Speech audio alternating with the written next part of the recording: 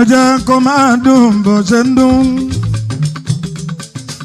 Túndé àgbọ̀ tó fẹ̀yìn rìn lọ ọlọ́mọgbẹ́ wa ni kò sá àgùntàn tí ò bá yàgò fún tó bá fojú dìwò àgbo imú ẹ̀ àdùfẹ́ jẹ ní.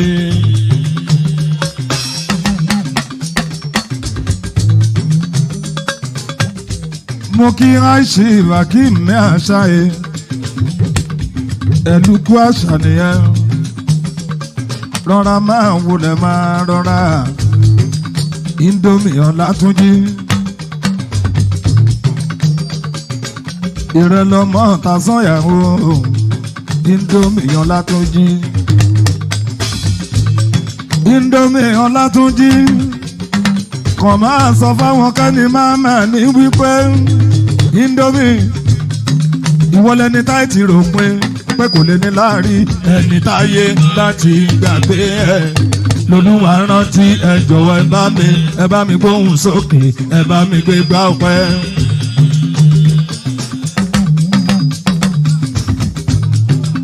wà á ti máa ń gbọ́ ń sọ̀sọ̀ ń gbọ̀gbọ̀ Indomie Ọlátúnjí Indomie ọlá ń bá ẹ pé ò ń gbé pẹ̀lú ọlá. mo gbà tọ́lá Túnjí wèrè ló máa lóhun ò fẹ́ràn ọlá gbọ́ sétí. Indomie Ọlátúnjí orin Musiliu Babátúndé ẹ ò gbọ́dọ̀ ó fàjẹ́mí ẹ̀ wẹ́ máa dùn.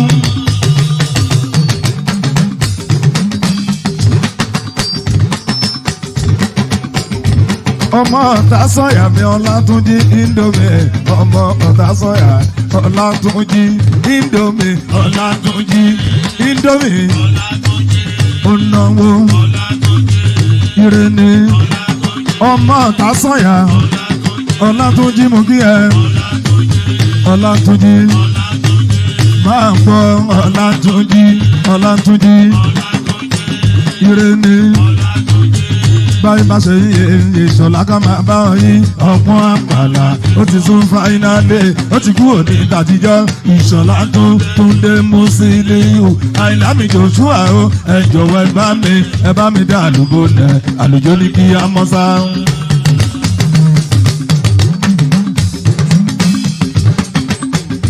Indomie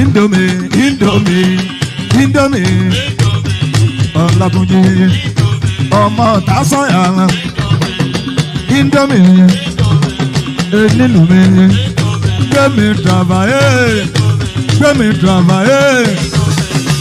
ọ̀rọ̀ ni ire ni Indomie nínú mi gbẹ̀mí travaye ọ̀rọ̀ ni Indomie Ọlátúnjí. Ó yá ẹ ò gbọ́dọ̀ ó fàjẹ́mí ẹ̀ kó máa dùn.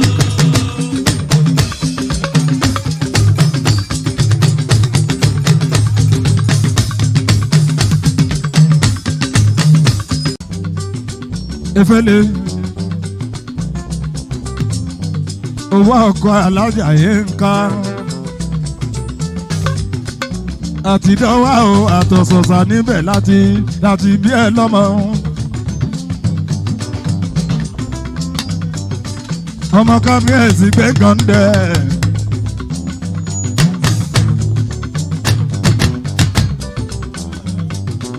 Efelebu Akibu nílé ayé mi èmi ò lè ṣe o kìrẹ́ níta ló ń gbéga kí sì má di ìtẹ́ mọ́.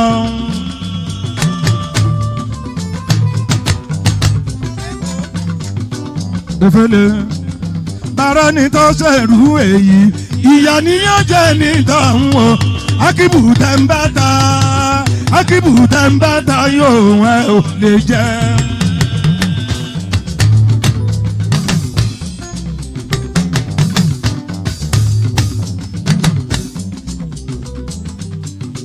Shivaki Masae ẹlẹ́kù àṣà akínrógun gbogbo ṣùmáwá balẹ̀ ọkọ mi ọkọ alájà tá a kà nítú mo bá lọ dúró.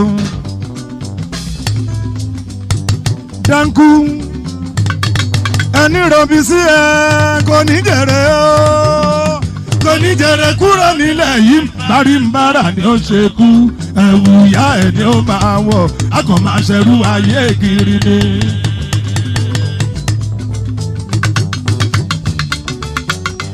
balẹ̀ akínrógun ṣìfàkì màṣáì sọ fún ọ wípé ó ti ṣọdún ọdún yìí ó ṣẹ̀mí tówó tọmọ ó ti ṣọdún ọdún yìí ó ṣẹ̀mí tówó tọmọ erùpẹ̀ odò ìbẹ̀rì wọ́n ó ti ṣọdún ọdún yìí ó ṣẹ̀mí tówó tọmọ ó ti ṣọdún ọdún yìí ó ṣẹ̀mí tówó tọmọ erùpẹ̀ odò ìbẹ̀rì wọ́n.